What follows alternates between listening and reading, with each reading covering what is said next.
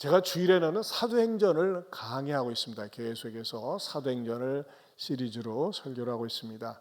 지난 시간까지 이제 사도행전 16장이 마감이 되고 17장에 들어갑니다. 16장에 일어났었던 가장 큰 사건은 무엇이었습니까? 귀신 들려서 점을 치고 있는 한 소녀에게, 그 소녀에게 들어가 있는 귀신을 내쫓아 줍니다. 그리고 이 소녀가 정신이 온전하게 됩니다. 새 사람이 됩니다. 기독교에는 이 귀신을 내쫓을 수 있는 능력이 있습니다. 그런데 이 사건은 오히려 바울과 실라로 하여금 억울하게 자기네들의 이익에 손해를 끼쳤다고 두들겨 맞고 고문을 당하고 감옥에 투옥하게 됩니다. 그러면서 예기치 못한 놀라운 사건들이 일어났었습니다. 그런데 이 빌립보 감옥에 있었던 사건은 기적이라는 관점으로 볼 때 세 종류의 기적이 있었습니다. 그것은 무엇이었을까요? 첫 번째 기적은요, 그렇게 얻어맞고 옷이 다 찢기고 처참하게 된 가운데 노래를 할 수 있었다는 겁니다. 찬양을 할 수 있었다는 겁니다. 여러분, 사람은 노래는요, 찬양이라고 하는 건 좋을 때 하는 겁니다. 그런데 억울하게 매맞고 옷이 찢겨지고 감옥에 처박혀져 있는데 노래를 했어요. 그리고 기도를 했어요. 그 기적 아니겠습니까? 여러분, 기적은 그리스도인들에게 일어납니다. 여러분, 내가 그런 고생이 없어요, 어려움이 없어요, 그 감사할 수 있어요. 기적이라고 할 수 없어요. 그냥 당연한 거예요. 그렇지 않습니까? 그런데 노래 부를 수 없는 상황에서, 찬양 부를 수 없는 상황에서 찬양과 노래가 터진다고 하는 거, 그게 기적입니다. 저는 여러분의 삶 가운데서도 그런 기적이 일어날 수 있기를 축원합니다. 자, 그 기적이 일어나니까는 여러분, 그런 기적이 연결이 되는 거예요. 어떻게 연결이 됩니까? 바울과 실라가 억울한 가운데서도 노래하고 찬양하니까 그 찬양 소리를 들은 하나님이 감동이 돼가지고 그들이 묵었던 빌립보 감옥에 지진을 일으킵니다.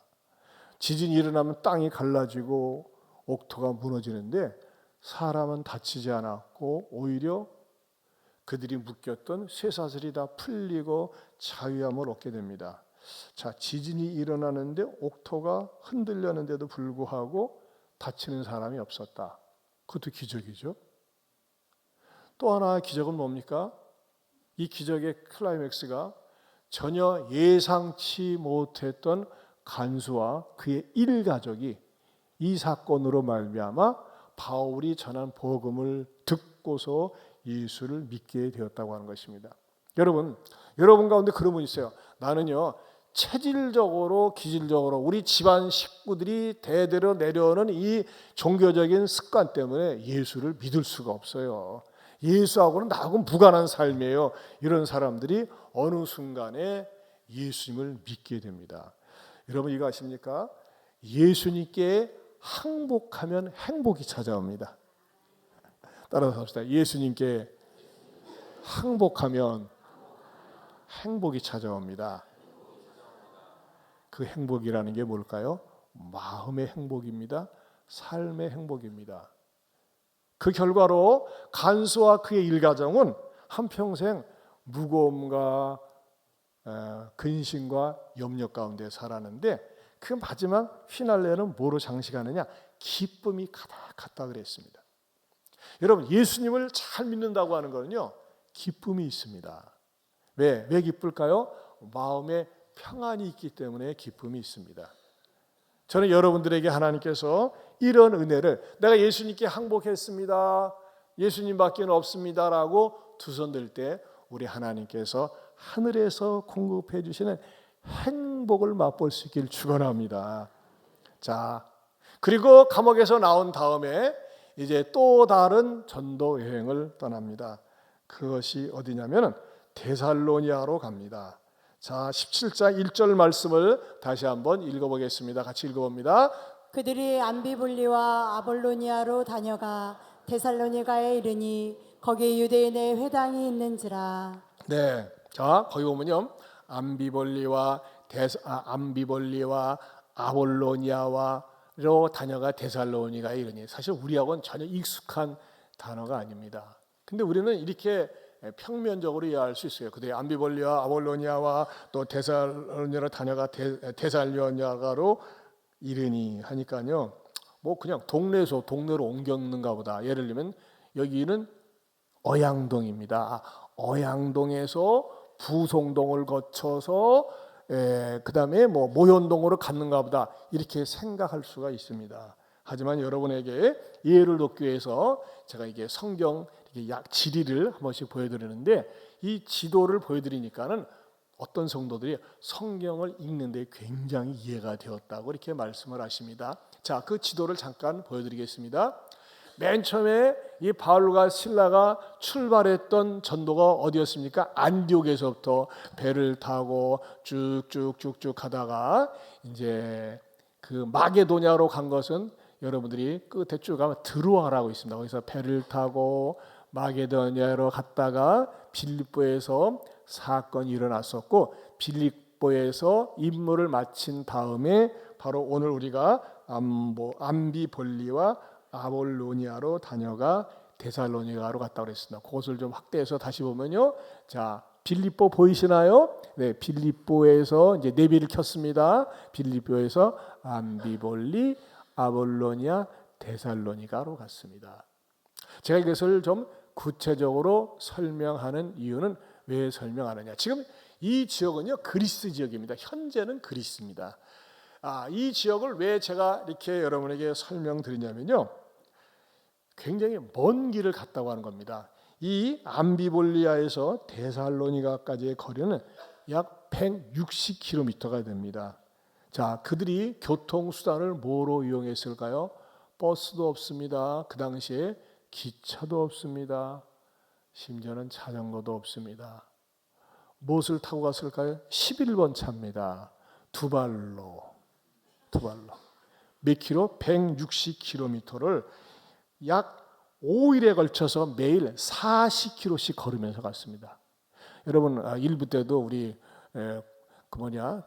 특전사에 있는 우리 집사님한테 물어봤더니 하루 군인들이 40km 걷는 것도 쉽지 않대요. 근데 이 사람들은 뭐 나이 든 양반들인데, 바울 같은 경우 또 몸도 성치가 않습니다. 감옥에서 나온 지 얼마 되지도 않았어요. 그런데도 불구하고 그 몸을 끌면서 160km를 5일 동안 걸어서 어디에 갔었다고요? 데살로니가에 도착했습니다. 그런데 어떤 일이 있습니까? 데살로니가에 도착해 보니까는 17장 1절을 다시 보면요, 그들이 암비볼리와 아볼로니아로 다녀가 데살로니가 이르니 거기에 뭐가 있는지라? 유대인의 회당이 있는지라 그랬습니다. 이게 또 단서가 됩니다. 자, 이전에 빌립보에 가서 그 복음을 전하려고 했을 때 빌립보에 회당이 있었습니까? 없었습니까? 없었습니다. 빌립보에는 회당이 없었어요. 유대인들은요, 전쟁으로 말미암아 완전히 망한 다음에 그들이 쫙 흩어졌거든요. 전 세계로 흩어졌을 때 그들의 고유 풍습이 있었습니다. 남자들이 10명이 모이면은 회당을 세울 수 있는 근거가 되었습니다. 그래서 회당이라고 하는 것은 하나님을 믿는 10명의 남자들이 있었구나라고 하는 것을 의미하기도 합니다. 그러나 빌립보에는 그렇게 하나님을 믿는 사람이 없었기 때문에 회당이 세워지지 않은 것이죠. 그런데 데살로니가에는 바로 이 회당이 있었다고 하는 것입니다. 그런데 이 회당에 가서 무엇을 했습니까? 17장 2절을 다시 한번 읽어보겠습니다. 읽어봅니다. 바울이 자기의 관례대로 그들에게로 들어가서 새 안식일에 성경을 가지고 강론하며. 자, 여기 보면 자기의 관례대로 그랬습니다. 이 말은 무슨 말이냐? 관례라고 하는 것은 규칙이라는 말입니다. 그래서 현대인의 성경에 보면 이렇게 번역이 되어 있습니다. 다시 한번 읽어보겠습니다. 바울은 평소의 습관대로 회당에 가서 새 주간 동안 안식일마다 성경 말씀을 가지고 사람들과 토론하였다. 네, 무엇을 가지고요? 습관대로. 바울에게 있어서는 회당을 찾는 곳마다 습관적으로 찾아가서 성경을 가지고 그들에게 가르쳤다고 하는 것입니다. 참 놀라운 거는요, 제가 이렇게 의도성을 띈 건 아니에요. 근데 1월 첫 주기 때문에 뭔가 우리들의 삶을 이렇게 되돌아보고 결심할 수 있는 메시지가 필요한 거 아니겠어요? 우리가 1월 1일이 되면 난 올해 담배 끊겠어, 술 끊겠어. 뭐 애들 같은 경우 시간표 짝 짜가지고 내가 방학을 이렇게 보내겠어 하면서 착착착착 짜고 며칠 안 가서 다시 도로와 탐을 대는데 이 우리의 사회 정초를 맞이해 가지고서 좀 우리들에게도 뭔가 새로운 습관을 다시 한번 만들어야 되지 않겠는가 그런 생각을 했는데 딱 오늘 본문이 관례대로 습관대로 딱 나오는 거예요. 이걸 갖다가 영적으로 아다리라고 합니다. 다 우리의 수준에 맞게끔 말이죠. 이게 본문이 주어진다는 것입니다. 자, 그런데 바울은요 데살로니가에서 뭘 했다고 그랬어요? 바울이 자기의 관례대로 그들에게 들어가서 성경을 가르쳤다 그랬어요. 그러면은 우리 이 말씀 그대로 따라서 나도 그러면 관례대로 습관대로 성경을 가르칠까? 근데 말하자면 가르치고는 싶은데 성경에 대한 지식이 없어요. 성경에 대해서 아는 게 별로 없어요. 남을 가르칠 만한 능력이 안 돼요. 이것을 어떻게 적용해야 될까요? 성령님께서 저를 깨닫게 해주시는 거예요. 그럼 내가 성경을 가지고 남을 가르치기 전에 무엇을 해야 되겠다? 첫째, 성경이 나를 가르치게 해야 된다는 것입니다. 따라서 성경이 나를 가르치게 해야 한다. 여러분, 사람이 어느 정도 나이 먹고 교육을 받으면요, 교육을 받으려고 하지 않습니다. 네가 뭔데 나를 가르치려고 그래? 나도 내 인생이 있어, 내 주관이 있어. 네가 뭔데 나한테 이래라 저래라 그럽니다. 사람은 좀처럼 배우려고 하지 않습니다. 왜? 지금까지 살아온 양식이 있기 때문에 또 지금까지 잘 살아왔는데 네가 뭔데 나한테 가르치려고 그래? 네가 뭔데 나한테 잔소리해 그럽니다. 그러나 여러분, 그리스도인들은 어떤 특징이 있느냐? 성경을 통해서 배워야 합니다. 성경을 통해서 가르침을 받아야 됩니다. 그래야지만이 하나님이 기뻐하는 사람이 된다는 것입니다. 여러분, 성경은 그냥 고전이 아닙니다. 성경은 그냥 종교 서적 중에 하나가 아닙니다. 성경은 무엇이라고 얘기할 수 있습니까? 성경의 닉네임, 성경의 별명이 있다면 성경은 생명의 양식입니다. 따라서 합시다. 성경은 생명의 양식입니다. 여러분, 육신의 양식은요, 매일 먹어야 됩니다. 하루 3끼 먹어야 됩니다. 그래야지만이 몸이 지탱합니다. 우리 사람에게는요, 영혼이 있습니다. 그리스도인들에게 영혼이 건강하기 위해서는, 그래서 오늘 설교 제목을 이제서 얘기합니다. 영혼의 건강 주는 습관입니다. 설교 제목을 뒤늦게서 말씀드립니다. 따라서 합시다. 영혼의 건강 주는 습관. 오늘 여러분들이 말씀을 듣고 이대로 딱 2가지를 말씀드릴 거예요. 이제는 영혼이 건강하게 됩니다. 그 영혼이 건강하게 되는 습관 첫 번째는 뭐냐면요, 성경이 나를 가르치게 해야 한다는 것입니다. 그런데 놀라운 사실은요, 많은 교인들이 성경을 읽지 않는다는 것입니다. 한국 갤럽 조사에 따르면요, 1998년 개신교인 절반인 51.9%가 예배 시간 외에는 성경을 읽지 않는다고 통계가 나왔습니다. 2004년에는요 53%로 더 늘었습니다. 2021년도에도요 주 1회 이상 성경 읽기는 불과 42%에 불과했다는 것입니다. 한마디로 얘기해서 예배 시간에, 설교 시간에 성경을 펼치는 것 외에는 성경을 보지 않는다. 어떤 분은요 예배 시간에 성경 펼치는 것도 귀찮아합니다. 뭘 보면 되니까? 스크린 보면 되니까. 이게 말이죠, 이 스크린이 띄운다는 거가 장점이면서 안 좋은 것 같아요. 그래도 어떡하겠어요? 믿음 약한 사람들 위해서 띄는데. 여러분, 의외로 말이죠, 여러분 가운데 제가 알고 있기로 후딱 교인이 많습니다. 후딱 교인. 여러분, 후딱 교인이 어떻게 해서 생긴 걸까요? 딱 예배 마치고 나서요, 집에 가서 성경책을 갖다가 오늘 예배 마쳤어 하고 가지고 아무도 안에 던져놓습니다. 그러니까 주일날 교회 가려니까 성경이 어디다 놨는지 기억이 안 나. 그러니까 말이죠, 저 소파 밑에 이렇게 처박혀 있어요. 그래서 끄집어 딱 내보니까 먼지가 뽀얘. 일주일 동안 손도 안 대가지고. 그래서 어떻게 합니까? 후딱 교인이요, 후딱 교인. 웃으시는 분들. 여러분, 의외로 후딱 교인이 많이 있어요. 여러분, 뜨끔한 분들 계실 거예요.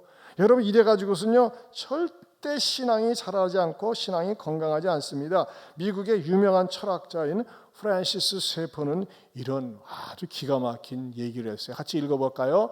성경을 읽지 않는 사람은 그리스도인이 아니다고 했다. 성경을 읽지 않는 사람은 그리스도인이 아니라는 것입니다. 여러분 어떻습니까? 여러분 우리의 신앙의 선배들은요, 새해 정초가 되면은 금식하며 성경을 읽었습니다. 어떤 교회에서는요 굉장히 센 교회인데 참 제가 목사가 세질 못해가지고 그 교회는요 정초가 되면 3일 동안 금식하며 교회로 오라고 합니다. 금식 집회를 해요. 그리고 물만 가지고 와서 금식하면서 성경만을 주구장창 읽도록 합니다. 그러나 일단은 제가 그렇게 실천을 못하기 때문에 여러분에게 그렇게 강요는 못하겠고, 우리 선배들은 말이죠, 새해 정초가 되면은요 금식으로 배를 배우고 하나님의 말씀으로 배를 채웠다는 사실을 아십니까? 여러분 밥을 안 먹으면 일단은요 아무리 건강한 사람도 힘이 빠져요. 그러지 않습니까? 아유, 힘들어, 배고파, 그러지 않습니까? 여러분 그리스도인들도요 영적으로 무기력할 때가 있어요. 영적으로 괜히 기운이 없어요. 여러분 왜 무기력할까요? 그것은요 말씀으로 자신을 채우지 않으니까 사탄이 매일같이 신방하는 거예요. 자, 질문하겠습니다. 여러분 읽고 대답해 보세요. 왜 무기력할까요? 말씀으로 자신을 채우지 않으니 사탄이 매일같이 신방한다. 여러분 성경을 읽는 습관을 들여야 됩니다. 여러분 새해를 맞이해서 많은 사람들이 점집에 찾아갑니다. 관상을 보려고 합니다. 잘못된 것입니다. 여러분 그리스도인들은 성경을 읽어야 되는데 올해는 무슨 해입니까? 말의 해입니다. 말해. 근데 말의 해라고 하니까요 재미있는 글을 하나 읽었어요. 여러분에게 알려드릴게요. 말이라고 다 말인 줄 아냐. 그 말이 그 말이고 이 말이 이 말이란 말이다. 그래서 말인데 제발 말 같은 말 좀 해라. 이야 내 말만 말 같고 내 말은 말이 아니냐. 그래서 말인데 너 말 꼬라지에 내가 미치겠단 말이다. 마지막 부탁인데 말 같은 소리 좀 해라. 알겠냐. 말 좀 똑바로 하란 말이다. 말이 재밌어요. 그러나 여러분 성경에서는요 성경하는 말에 귀를 기울여 보세요. 잠언 2장 1절에서 6절 세 번역 말씀입니다. 같이 봅니다. 아이들아 내 말을 받아들이고 내 명령을 마음속 깊이 간직하여라. 지혜에 내 귀를 기울이고 명철에 내 마음을 두어라. 슬기를 외쳐 부르고 명철을 얻으려고 소리를 높여라. 은을 구하듯 그것을 구하고 보화를 찾듯 그것을 찾아라. 그렇게 하면 너는 주님을 경외하는 길을 깨달을 것이며 하나님을 아는 지식을 터득할 것이다. 주님께서 지혜를 주시고 주님께서 친히 지식과 명철을 주시기 때문이다. 우리 모든 사람은요 다 복 받기를 원합니다. 그러나 여러분 성경적인 복은 무엇일까요? 시편 1편 1절에서 2절은 이렇게 말씀하고 있습니다. 같이 봅니다. 사람은 악인들의 꾀를 따르지 아니하며 죄인들의 길에 서지 아니하며 오만한 자들의 자리에 앉지 아니하고 오직 여호와의 율법을 즐거워하여 그의 율법을 주야로 묵상하는도다. 여러분 묵상한다고 그랬습니다. 메디테이션, 묵상한다. 우리가 묵상하면요 어떤 그 관념을 가지고 있습니까? 묵상하면 눈을 감고 깊이 생각하는 것처럼 이해를 합니다. 그러나 히브리어 원문에는요 이것을 정확히 밝혀주고 있는데, 이 차준희 씨가 쓴 시가서 바로 읽기라는 책이 있습니다.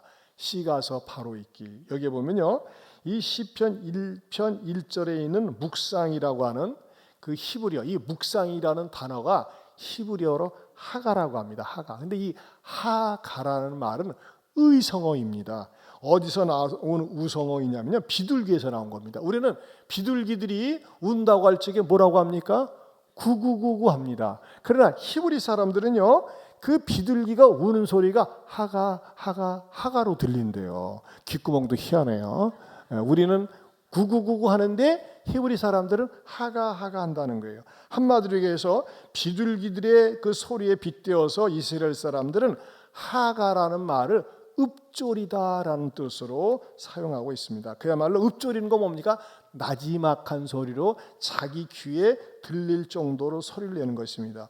결국 묵상이라는 말은 주야로 나지막한 소리로 계속 소리내어서 읽는 것을 가르쳐 줍니다. 여러분, 글도요, 우리가 어린애들이 어려서 책을 읽을 때 소리내서 읽도록 가르칩니다. 훨씬 문자를 빨리 깨우치고 언어 능력도 개발이 됩니다. 한마디로 얘기해서 묵상은 그냥 가만히 눈을 감고 생각하는 것이 아니라 소리내서 나지막한 소리로 읊조리는 것을 얘기하는 것입니다. 여기에서 중요한 의미를 도출해낼 수 있습니다. 성경은 뭐냐? 성경은 눈으로 보는 책이 아니라 입으로 보는 책이다라는 것입니다. 제가 여러분 질문하면 여러분들이 나머지 읽어주세요. 성경은 눈으로 보는 책이 아니라 입으로 보는 책. 새로운 개념입니다. 성경은 눈으로 보는 책이 아니라 입으로 보는 책입니다. 모든 글은 눈으로 읽습니다. 말은 귀로 듣습니다. 성경은 글로 쓰여 있지만 하나님의 말씀입니다. 그런데 이 성경을 입으로 보면은요, 그 말씀이 살아서 움직인다는 것입니다. 그 살아서 움직이기 때문에 그 속에는 리듬과 운율이 있습니다. 여러분, 이 사도 요한이 쓴 요한복음 말이죠. 어떻게 문장을 시작하는 줄 아십니까? 태초에 말씀이 계셨다 그랬습니다. 태초에 말씀이 계시니라. 그런데요, 놀라운 사실은 이 한 문장 속에 우리가 믿는 성부, 성자, 성령 삼위 하나님이 계시다는 것입니다. 놀라운 신비입니다. 놀라운 발견입니다. 제가 설명을 하겠습니다. 자, 하나님은 말씀으로 천지를 창조하셨습니다. 그렇죠? 성부 하나님은 말씀으로 천지를 창조하셨어요. 성자 예수님은요, 말씀으로 병자를 치유하시고 귀신을 내쫓으셨습니다. 성령 하나님은요, 성령님이 강림하실 때 첫 번째 나타나는 현상이 뭡니까? 모든 사람들이 외국어로 방언을 하겠습니다. 모든 것이 말씀과 이렇게 관련되어져 있다고 하는 것입니다. 그런 의미에서 요한복음 1장 1절에서 3절을 다시 한번 읽어보겠습니다. 같이 읽어봅니다. 그 말씀은 하나님과 함께 계셨다. 그 말씀은 하나님이셨다. 그는 태초에 하나님과 함께 계셨다. 모든 것이 그로 말미암아 창조되었으니 그가 없이 창조된 것은 하나도 없다. 예, 여러분, 저는요, 여러분들이 성경을 보는데 눈으로 보는 책이 아니라 입으로 보는 책이 되도록 깨달을 수 있기를 바랍니다. 그러기 위해서는 어떻게 될까요? 우리가 하나님의 말씀을 애들 앞에서 자꾸 읽어줘야 됩니다. 또 할아버지 할머니가 할 수 있는 가장 좋은 게 뭘까요? 성경을 자꾸 이야기해 주는 것입니다. 여러분, 아이들은요, 무슨 말인지 전혀 모를 수 있습니다. 아기들도. 그러니까 성경을 읽어줘 보세요. 그럼 성경 속에서는요, 하나님의 영이 함께하기 때문에 그 영이 아이 속에 들어갑니다.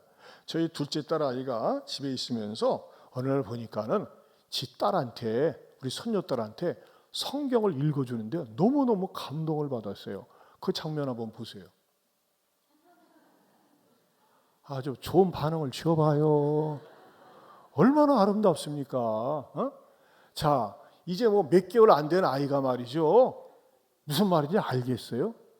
그런데도 말고 엄마가 계속 읽어주는 거예요. 여러분, 무슨 말인지는 모르지만은 영적으로 아이에게 와 닿습니다. 뭐 자랑이 아니라 그냥 사실이니까 저희가 애를 셋밖에 안 낳고 키웠는데 애들이 비교적 온순하고 착합니다. 근데 저는요, 아이들을 제 아내가 임신했을 때 항상 배에다가 손을 얹고 기도했습니다. 근데 말이죠, 이 아이가 기도를 한다고 할 적에 기도를 받을 때 말귀를 알아들을까요? 못 알아듣습니다. 하지만요, 영적인 존재이기 때문에 받아들일 수 있다는 겁니다. 만약에 저 소파에 앉아있는 아이에게 그 말이죠, 역서, 점쟁이 책이나 불경을 읽어주면 어떻게 됩니까? 그 속에는요, 악한 영이, 귀신의 영이 있기 때문에 그 영이 알게 모르게 아이에게 전달되는 거예요. 그러나 성경은요, 살아 계신 하나님의 영이 있기 때문에 그 말씀이 아이 속에 직간접으로 전달됩니다. 여러분, 아이에게 성경을 읽혀주세요. 성경을 읽으세요. 그러면 성경의 사람이 됩니다. 작년이죠. 작년 12월에 그 교회 사가인 박영규 교수가 옥하는 평전이라는 책을 썼습니다. 지난달에 발간된 책입니다. 그런데 이 내용 가운데 제가 이 내용을 발견하고 굉장히 감동을 받았어요. 제가 옥하는 목사님 밑에서 10년 동안 부교육자로 있으면서 한 번도 들어보지 못하는 그런 내용이었어요. 어떤 내용이냐면 이런 내용입니다. 옥하는이 초등학교 3학년 때, 책의 내용입니다. 3학년 때의 경험이다. 그의 어머니는 겨우 한글을 깨우칠 실력이었다. 겨울 저녁 호롱불 아래에서 바느질을 하던 어머니는 늘 성경 읽는 것을 나에게 부탁하곤 했다. 그리고 마태복음 27장을 읽어드렸는데 어머니는 반복해서 다시 한번 읽어달라고 했다. 어머니의 요청으로 예수 그리스도의 재판과 십자가 순환 장면을 여러 번 반복해서 읽어드렸다. 그 순간 어머니의 뺨에는 눈물이 흐르기 시작했고 마침내 흐느낌으로 바뀌었다.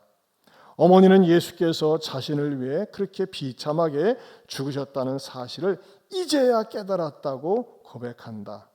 이 순간은 옥하는 목사의 마음에 깊이 새겨져 신앙 형성을 좌우하는 결정적 체험이 되었다. 옥하는 목사는 이렇게 고백했다. 이날 이후로 나는 언제나 어머니의 영롱한 눈물 속에 비치는 십자가를 보는 사람이 되었다. 비록 그 눈물에는 심한 설명이 들어있지 않았지만 나의 가슴에 뜨겁게 그리고 정확하게 와 닿았고 몇 년이 지나지 아니하여 어머니 눈물을 가득히 담아 주님께 드리는 사람이 되었다. 지금까지 내가 십자가에 대한 수천 편의 설교를 들었지만 어머니의 눈물보다 더 감동적인 십자가의 메시지를 들은 일이 없다. 여러분, 초등학교 3학년짜리가 읽어드리는 그 성경이 어머니로 하여금 눈물을 흘리게 했고 옥하는 목사님도 평생 살면서 그 순간을 잊을 수 없을 정도로 깊고 넓은 감동을 받았다고 고백을 하고 있습니다. 사랑하는 성도 여러분, 자녀들 앞에서 성경을 읽어주세요. 성경을 같이 읽으세요. 지난주에도 보니까 어느 다락방에서 이제 지금 다락방 방학 중인데 다락방 앉아서 저는 이렇게 주일날 예배 마치면 이렇게 갤러리아 도터라다니 인사를 합니다. 그러면 말이죠, 많은 분들이 좌담을 하고 교제를 나눕니다. 얼마나 보기 좋은지 몰라요. 근데 어떤 다락방은요, 모여 앉아서 성구 암송을 반복하기도 하고 또 성경을 같이 읽기도 합니다. 얼마나 보기가 좋은지 몰라요. 여러분, 성경을 읽고 성경을 나눈다는 거 얼마나 이것이 축복인지 모릅니다. 왜 그런지 아십니까? 성경을 읽을 때 성경 속에 있는 하나님의 영이, 성령의 능력이 그 사람에게 찾아가서 그 사람을 갖다가 고치고 어루만져 주시고 내 삶의 방향을 인도해 주신다는 겁니다. 여러분, 성경을 어떻게 정의하고 있는지 아십니까? 히브리서 4장 12절 말씀에 세번역성이 이렇게 말씀하고 있습니다. 같이 읽어봅니다. 하나님의 말씀은 살아있고 힘이 있어서 어떤 양날 칼보다도 더 날카롭습니다. 그래서 사람 속을 꿰뚫어 혼과 영을 갈라내고 관절과 골수를 갈라놓기까지 하며 마음에 품은 생각과 의도를 밝혀냅니다. 그렇습니다. 여러분, 어떠한 일이 있어도 하루에 성경을 일독일상 1년에 한 번 하세요. 그래서 여러분에게 오늘 서비스로 성경 읽기표를 드렸어요. 이것을요, 평삼주오, 하루에 3장, 구약 2장, 신약 1장, 주일은 말이죠, 구약 3장, 신약 2장 읽어가면서 착착착 체크해 보세요. 이 체크하는 재미가 짭짤합니다. 그러면 1년이면 성경 한 권을 읽을 수 있습니다. 여러분, 성경을 읽을 때 내 영혼의 양식이 되고 성경을 읽을 때 말이죠, 내 마음이 치료가 되고 성경을 읽을 때 나에게 지혜를 준다고 하는 것입니다. 사업하는 분들은요, 학생들은요, 잠언을 매일 한 장씩 읽으세요. 잠언은 31장으로 되어 있습니다. 잠언은요, 사업을 하면서 공부를 하면서 특별히 젊은 사람들에게 얼마나 많은 지혜를 주는지 모릅니다. 여러분, 성경을 얼마나 사랑합니까? 우리 이전에 이 찬송 많이 불렀었어요. 나의 사랑하는 책 비록 헤어졌으나 어머니의 무릎 위에 앉아서 재미있게 듣던 말 그때 일을 지금도 내가 잊지 않고 기억합니다. 여러분, 성경을 하도 많이 읽어가지고 달아가지고 성경이 달아서 바꿔치기 한 적이 몇 번 있습니까? 저는 이게 새 성경으로 바꿔치기 한 게 한 7번 정도 된 것 같아요. 여러분, 이러한 그 신학자들이 목사님들이 하는 유명한 말이 있어요. 성경이 하도 많이 읽어서 다른 사람은 영혼이 깨끗하고 성경이 늘 깨끗한 사람은 영혼이 더러울 가능성이 많다. 뜨끔하십니까? 성경을 계속 읽으면요, 이 성경 속에서 내 영혼을 정화시키고 깨끗하게 해주시고 나를 의롭고 바른 길로 인도해 주십니다. 그러나 여러분, 성경을 찾기가 늘 힘들고 어렵고 뭐 찾자고 하면 종일 찾아야 되고 신앙생활하기 힘이 듭니다. 영혼이 바르게 서기 어렵습니다. 아까 부른 찬송가 가운데서도 나의 사랑하는 책 비록 헤어졌으나, 이 헤어진다는 말은 낡아졌으나 그 말 아니에요? 근데 어떤 사람은 이렇게 부른 사람이면서 나의 사랑하는 책 비록 헤어졌으나.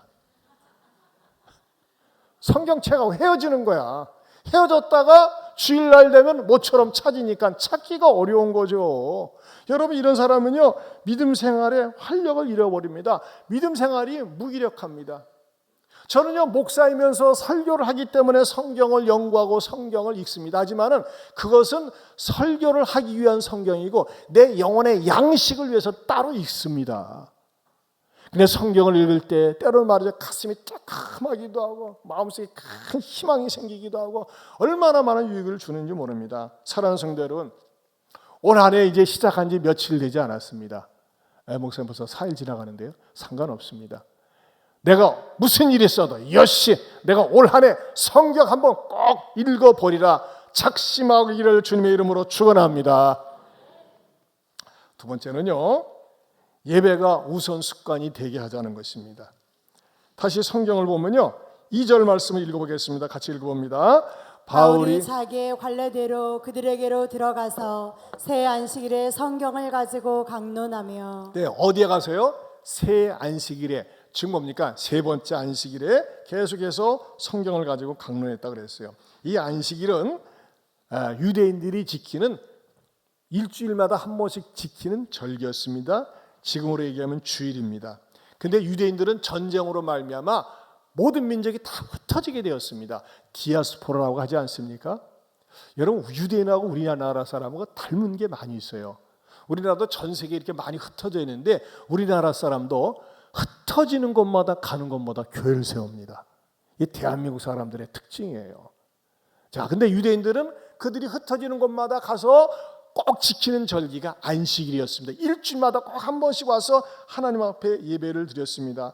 그런데 그것 때문에 때로는 사람들한테 미움을 받았어요. 저것들은 되게 잘난 척한다 하면서 말이죠. 그러나 여러분, 유대인들이 안식일을 지킨 것이 아니라 안식일이 유대인을 지켜주었다고 할 정도로 철저하게 안식일을 지킴으로 말미암아 하나님 앞에 복을 받았습니다. 여러분, 지난번에 하마스가 이스라엘을 공격할 때 어느 때였습니까? 안식일에 공격을 했습니다. 그래가지고 한 1,300명이 죽었어요. 하지만 지금은 어떻습니까? 하마스라는 존재 자체가 완전히 개박살이 났습니다. 그리고 하마스를 지원하는 이란도 지금은 난리가 났어요. 어제 말이죠, 그 뉴스를 보니까요, 이야, 이 이란의 화폐, 리라 화폐가 말이죠, 그 리라 돈을 가지고 11kg, 1kg이냐, 그 나와서 그래, 11kg을 저울에 다는데 그 11kg의 리라를 가지고 커피도 한 잔 못 산대요. 완전히 그냥 돈이 말이죠, 똥값이 돼버렸어요. 지금 이란 난리 났어요. 전에는 말이죠, 히잡을 안 썼다고 그래가지고서 막 구타하고 폭행하고 그랬는데 지금은 말이죠, 막 이란에서 상인들을 중심으로 해서 데모가 일어난답니다. 뭐예요? 이스라엘을 공격하다가 나라가 그냥 쫄딱 망할 위기에 놓여 있어요. 그러나 여러분, 이 안식일보다도 더 귀한 날이 있습니다. 그게 뭡니까? 주일입니다. 신약시대 때 예수님이 오셔서 우리들에게 주일을 허락해 주셨습니다. 여러분, 절대 우리들의 입술 속에 일요일 하지 마세요. 일요일은 세상 사람들이 쓰는 용어입니다. 우리는 주일입니다. 따라서 주일, 주님의 날. 여러분, 달력도 말이죠, 원래 일요일이라고 하면 이렇게 해야 돼요. 월, 화, 수, 목, 금, 토, 일 그래야 됩니다. 근데 모든 달력을 보세요. 항상 보면요, 일, 월, 화, 수, 목, 금, 토 이렇게 되어 있습니다. 왜 그렇죠? 하나님 앞에 주일을 지키면서 시작하라는 거예요. 이상하게 세상 사람도 어떻게 그것을 알고 있어요? 그러면서 여러분 주일을 지킬 때, 주일 예배를 소중히 여길 때 하나님께서는 이 예배 속에서 우리들에게 은혜를 주시고 하나님께서 영적으로 능력을 공급해 주신다고 하는 것입니다. 사람들이 말이죠, 주일을 꽃감 빼먹듯이 빼먹어 보세요. 그러면요 믿음이 잘 자라지를 못합니다. 히브리서 10장 25절에 이렇게 말씀하고 있습니다. 현대인의 성경을 봅니다. 같이 보겠습니다. 어떤 사람들의 습관과 같이 모이기 예배를 중단하지 말고 서로 격려하여 주님이 오실 날이 가까울수록 더욱 모이는 일에 힘쓰시다. 여러분 예배 생활에 성공해야지 신앙생활에 성공하고 신앙생활에 성공해야지 인생에 성공합니다. 어느 똑똑한 집사가 공부 잘하는 자기 아들들에게 이렇게 얘기합니다. 야, 월요일날 중간고사하지? 기말고사하지? 오늘 교회 가지 마. 교회는 늘 가는 거 아니야? 시험 준비 잘해가지고 시험 잘 봐야지. 그게 네 인생을 결정짓는다. 대신에 엄마가 대신 네 목까지 가서 예배 드려줄게. 오늘 가지 말고 시험 준비해라. 시험 공부해라. 자식 망하게 하는 겁니다. 반드시 망합니다. 그럼 그 아이 의식 속에 뭐가 들어가겠어요? 하나님은 내 필요할 때만 드리는 거야. 필요할 때. 하나님을 이용해 먹는 존재가 되는 거예요. 예배를 소중히 여기지 못하는 습관이요 망하게 되어 있습니다. 세상적으로 아무리 성공하고 잘 나가도 끝이 안 좋아 보세요. 비참한 거예요. 하나님 떠난 인생은 망하게 되어 있습니다. 아무리 시험이라도 예배 드려야 된다. 아무리 중요한 일이 있어도 예배 드려야 된다. 여러분 우리가요 내가 내 인생을 갖다가 삽질하며 살지 마세요. 하나님이 포크레인으로 도와주셔야지 내가 발버둥 쳐봤자 빨짱 꽝이 될 수 있습니다. 사랑하는 성도 여러분, 여러분의 인생에 있어서 예배가 여러분의 신앙생활의 1순위 우선순위가 될 수 있기를 주님의 이름으로 축원합니다. 예배를 소홀히 하잖아요. 여러분 예배 속에서 영광과 찬양을 받으실 대상이 누굽니까? 우리 하나님이십니다. 근데 하나님을 갖다가 내가 손쉽게 생각을 하고 함부로 생각하면 하나님도 인격자이기 때문에 나를 우습게 생각하는 거예요. 우리가 예배에 목숨을 걸고 예배를 소중히 여기면요 예배를 통해서 하나님이 그 사람의 삶을 책임져 주시고 의롭게 인도해 주십니다. 인류의 조상이 아담과 하라면 우리 믿음의 조상은 누구를 얘기합니까? 아브라함이라고 합니다. 아브라함이 믿음의 조상입니다. 근데 아브라함은 뭐가 탁월했는지 아십니까? 예배 생활에 성공했습니다. 예배는 아브라함은 항상 어디 가서든지 항상 하나님을 찾았고 하나님께 예배 드리는데 1순위를 놓습니다. 자, 우리 창세기 12장 7절에서 9절을 같이 보겠습니다. 같이 봅니다. 여호와께서 아브라함에게 나타나 가라사대 내가 이 땅을 내 자손에게 주리라 하신지라. 그가 자기에게 나타나신 여호와를 위하여 그곳에 단을 쌓고 거기서 베델 동편 산으로 옮겨 장막을 치니 서는 베델이요 동은 아이라. 그가 그곳에서 여호와를 위하여 단을 쌓고 여호와의 이름을 부르더니 점점 남방으로 옮겨갔더라. 여기서 단을 쌓았다는 말은 하나님께 예배했다는 말입니다. 아브라함은요 틈만 나면 단을 쌓고 예배를 드리면서 하나님 지혜를 주세요. 하나님 도와주세요. 저는 하나님 떠나서 살 수 없어요. 이런 마음을 가지고 살았다고 하는 것입니다. 그런데 이렇게 아브라함이 예배드리는 현장에 롯도 있었어요. 롯도. 자 보세요. 창세기 12장 4절 말씀 같이 보겠습니다. 이에 아브라함이 여호와의 말씀을 쫓아갔고 롯도 그와 함께 갔으며 아브라함이 하란을 떠날 때에 그 나이 75세였더라. 자, 아브라함이 갈 때에 롯도 함께 갔었고 아브라함이 예배 드릴 때 롯도 있었어요. 하지만 롯은요 어떤 태도로 예배를 드렸습니까? 그는 구경꾼으로, 방관자로, 손님으로 예배를 드렸어요. 무엇을 보면 아느냐? 이 롯이 말이죠 재산이 엄청나게 늘어나가지고 소돔과 고모라로 이사를 갔어요. 그러면 그가 정말 은혜를 받은 사람은 이야 내가 이렇게 졸지에 부자가 돼 아니 뭐 아브라함 때문에 이 삼촌 때문에 부자가 됐지만 하나님의 은혜다 그러면서 소돔과 고모라에 가서 예배를 시작했어야 되는데 예배를 드렸다는 단을 쌓았다는 흔적이 없습니다. 롯의 생애 가운데는 하나님께 예배 드렸다고 하는 흔적이 전혀 없다고 하는 것입니다. 그리고 마침내 예배를 소홀히하고 멀리하면서 세속적 교인이 되면서 그의 인생은 비참하게 끝나지 않습니까? 롯은 평생 교인으로 살았지 신앙인으로 살지 않았습니다. 여러분 제가 늘 강조하지 않습니까? 교회를 다니면서 계속해서 교인으로 사는 사람이 있어요. 교인으로. 신앙이 없어요. 신앙이. 얘기를 들어보면 신앙이 없어요. 그냥 교인으로 사는 거예요. 교인으로 사는 사람의 전형적인 특징이 뭡니까? 그냥 하나님을 이용하는 거예요. 복받기 위해서, 그냥 편안하기 위해서, 나 잘되기 위해서, 우리 집안 식구 잘되기 위해서 이렇게 하나님을 이용해 먹는 수단이 되는 것이지, 하나님께 내 마음을 드리고 내 삶을 드리고 하나님 앞에 쓰임받는 인생이 되고자 하는 열망이나 야망이 없는 거예요.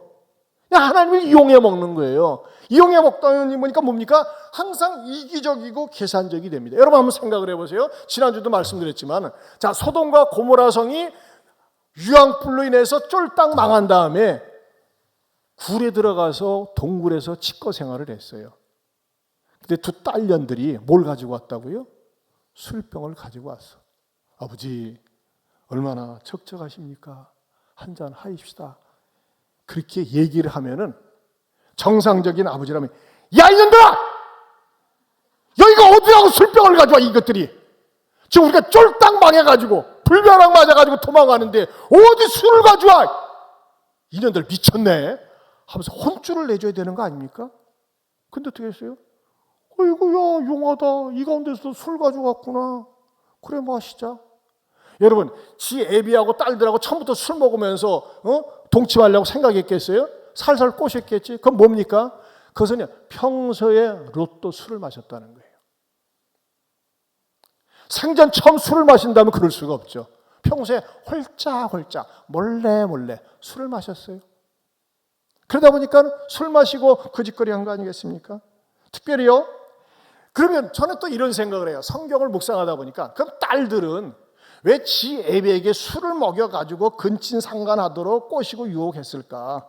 그것은요, 우리 아빠는 그래도 되는 인간이다라고 하는 자기 아버지에 대한 그런 생각이 있었다는 것입니다. 그럼 어떻게 했길래 그 애비 롯은 그렇게 비춰졌을까요? 아주 사건이 있습니다. 딸들이 자기 아빠를 갖다가 아버지로 존경할 만한 구석이 손톱만큼도 없었어요. 어딜 보면 아느냐? 자, 소돔과 고모라 성에 천사들이 사람의 모습으로 남자로 변장해가지고 들어왔어요. 들어와가지고 이 롯의 집에 들어갔을 적에 그 동네에 사는 남자들이 찾아와가지고 그 남자들 끄집어내라. 우리가 좀 동성애 맛 좀 봐야 되겠다 하면서 막 두들기고 남자 끄집어내라고 그랬습니다.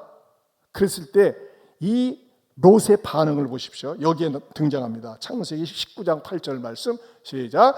내게 남자를 가까이 하지 아니한 두 딸이 있노라. 청하건대 내가 그들을 너에게로 이끌어내리니 너희 눈에 좋을 대로 그들에게 행하고 이 사람들은 내 집에 들어왔은즉 이 사람들에게는 아무 일도 저지르지 말라. 자, 솔직하게 물어봅시다. 이 사람들이 귀합니까? 딸들이 귀합니까? 딸이 귀하죠. 근데 이 사람들을 보호하기 위해서 딸들을 내보내가지고 마음대로 갖고 놀아. 별짓거리 다 해도 돼. 이게 애비의 자세입니까? 아니, 자기 집에 찾아온 남자들은 귀하고 내 딸들은 함부로 해도 되는 겁니까? 여러분, 이 말을 딸들이 들었어요. 그럼 딸들이 자기 아버지에 대해서 뭐라고 생각해요? 아이고, 저것도 애비라고. 아니, 세상에 우리 집에 손님이 왔는데 손님들을 보호하기 위해서 우리를 갖다가 길거리에 내던져가지고 남자들이 우리를 걸들이 하다가 이렇게 말을 해. 아휴, 저것도 무슨 애비냐. 얼마나 자기 아버지에 대해서 경멸감이 있었겠어요. 여러분, 그런 애비상을 가지고 있기 때문에 뭐예요? 동굴 속에 들어갔을 때 술병 가지고 들어갔고, 아이고 당신이 우리를 필요로 해서 도구로 써가지고 우리를 버리려고 그랬지, 남자들한테 이용거리 만들려고 그랬지, 우리도 당신을 이용해 먹겠어, 그냥 자식들이나 하나 당신을 통해서 씨나 받았으면 좋겠어, 그런 마음으로 술을 먹였다는 것입니다. 동의하십니까? 저는 그렇게 이해가 됩니다. 아니 그랬어요. 전혀 아버지로서 존경할 만한 요인이 없었다고 하는 것입니다. 왜? 교인이었기 때문에. 여러분, 교인은 무섭습니다. 교인은요, 신앙인이 아닙니다. 교인은요, 때로는 자기 이해관계에 따라서 세속적인 가치관을 가지고 자기 중심으로 살고 얼마든지 자기 딸들도 말이죠. 자기를 보호하기 위해서 자기에게 온 손님들을 보호하기 위해서 내버릴 수 있는 그런 염치 없는 인간이 될 수 있다는 것입니다. 한마디로 얘기해서 롯은요, 하나님 중심, 예배 중심이 아니라 자기 중심이었고 하나님을 이용해 먹는 그러한 교인에 불과했다고 하는 것입니다. 여러분 보세요. 아브라함과 롯이 같은 현장에 있었지만 아브라함은 믿음의 조상이 되었고 롯은 근친상간의 원조가 되었습니다. 아브라함은 영적인 원조가 되었고 롯은 투기의 원조가 되었습니다. 여러분 방금도 아까 읽은 말씀처럼 말이죠. 어떤 말씀이 있었습니까? 아브라함이 여호와의 말씀을 쫓아갔고 롯도 그와 함께 갔으며 그랬어요. 여러분 롯도가 여기서 나왔습니다. 롯도 그와 함께 갔으며, 워드플레이인데 무슨 말인지 모르네요. 여러분 롯이라고 하는 사람이 고유명사입니다. 사람 이름입니다. 그런데 고유명사가 물질명사가 됐어요. 로또 복권 나왔잖아요. 로또 복권. 롯은 전형적으로 물질 중심의 사람이었어요. 돈밖에 모르는 사람이었어요. 돈이 된다고 하면은요, 윤리도 도덕도 가치도 필요 없습니다. 그렇게 살다가 끝내 비참하게 끝이 초라한 사람이 되었습니다. 사랑하는 성도 여러분, 저는요, 여러분들이 교회 다니면서 그냥 평생 교인으로 머물지 마시기를 주님의 이름으로 축원합니다. 교인은 비참한 거예요. 교회를 다니면서도요, 신앙의 발전도 없고 성장도 없고 믿음도 없어요. 맨날 못해요, 안 돼요, 할 수 없어요, 부정적인 얘기는 합니다. 그러나 신앙인은 그렇지 않습니다. 신앙인은 철저하게 자기의 믿음을 보여줍니다. 예배를 소중하게 여깁니다. 매일 말씀을 사랑하고 읽습니다. 이 신앙인이 될 수 있기를, 말씀 가운데 바르게 설 수 있기를 주님의 이름으로 축원합니다. 하나님 아버지 감사합니다. 우리 모두가 하나님 앞에 말씀에 바르게 선 신앙인이 되게 하여 주옵소서. 그래서 밥을 먹지 못할지언정 성경을 읽는, 성경이 몸에 밴 성경의 사람 되게 하여 주옵소서. 아무리 급하고 바빠도 예배 생활을 빼먹지 않는 예배 생활에 성공하는 그리스도인 되게 하여 주옵소서. 예수님 이름으로 기도하옵나이다. 아멘. 미국의 경건한 그리스도인들은 이런 것을 늘 몸에 배기하면 No Bible, No Breakfast. 성경을 읽지 않으면 밥을 먹지 않는다. 쉬운 영어니까 죄송하지만 한번 따라서 No Bible, No Breakfast. 성경을 읽지 않으면 밥을 먹지 않는다 이거예요. 그런 마음으로 살아보세요. 그럼 성경 속의 진리가 여러분을 의롭고 선하게 올 한 해 이끌어 주시리라 믿습니다. 우리 다 같이 일어나서 이 찬양하겠습니다. 말씀 앞에서 경외함으로.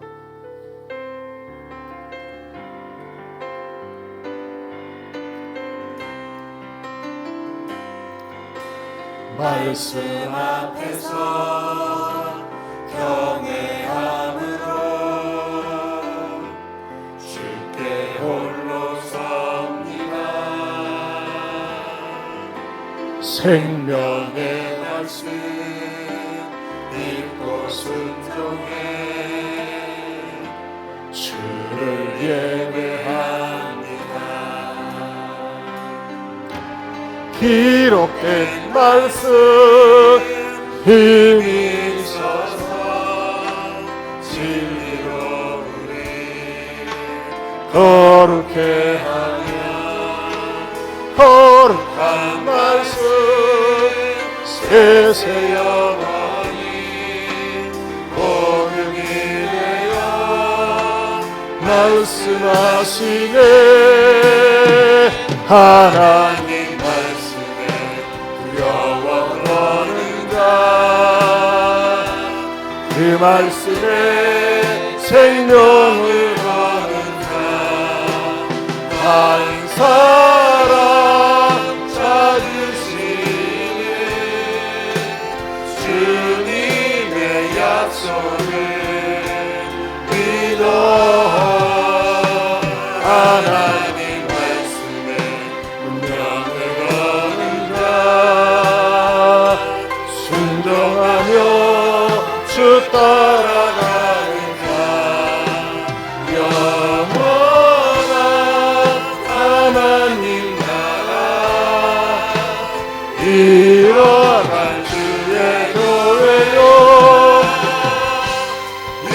우리 처음부터 다시 한번 부릅니다. 말씀 앞에서 말씀 앞에서 경외함으로 주께 홀로 섭니다. 생명의 말씀 믿고 순종해 주를 예배합니다. 기록된 말씀 힘이 있어서 진리로 우리 거룩해 하나 거룩한 말씀 세세 영원히 복음이 되어 말씀하시네 하나님 하나님 말씀에 두려워 떠는 자그 말씀에 생명을 거는 자한 사람 찾으시는 주님의 약속을 믿어 하나님 말씀에 운명을 거는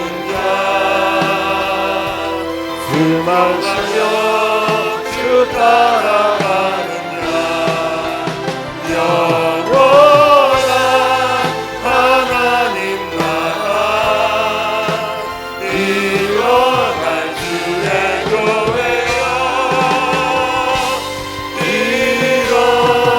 일어나라. 우리 시간에 두 손 들고 기도합시다. 여러분 일주일에 성경 몇 번 보세요. 영혼의 양식을 읽지 않으니까 무기력에 빠져 있는 거예요. 하나님 회개합니다. 하나님 말씀 외면하고 살았습니다. No Bible, no breakfast. 성경을 읽지 않으면 밥을 먹지 않겠습니다. 성경을 사랑하겠습니다. 여러분 그런 기도하세요. 또 내가 목숨을 걸고 무슨 일이 있어도 예배 생활 소홀히 않겠습니다.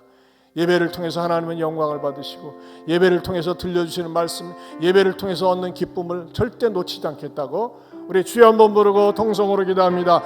주여 하나님 아버지 감사합니다. 그 말씀을 통해서 우리들에게 들려주시고 가르쳐주시고 깨닫주시고 감사합니다. 주여 우리가 알고 무슨 일이 있어도 어떤 일이 있어도 하나님의 말씀을 소홀히 하지 않고 아이들에게 읽어주며 들려주며 가르쳐주는 말씀의 사람, 성경의 사람 되게 하여 주시옵소서. 주님 말씀을 게을리한 거 용서하여 주옵소서. 아버지 하나님 아무리 급한 일이 있어도 바쁜 일이 있어도 예배 생활을 소홀히 하지 않게 없어서 하나님을 이용하는 자가 아니라 하나님을 섬기는 자로 쓰임받는 우리 모든 성도들 되게 하여 주옵소서. 하나님 아버지 새해 첫 주를 맞이했습니다. 주님 우리도 우리의 영혼의 건강을 위해서 복된 습관을 갖게 하여 주옵소서. 매일매일 하나님의 말씀을 읽는데 익숙해지게 하여 주옵소서. 습관이 되게 하여 주옵소서. 하나님의 말씀을 읽지 않으면 뭔가 답답하고 견딜 수 없어서 말씀으로 돌아오게 하여 주옵소서.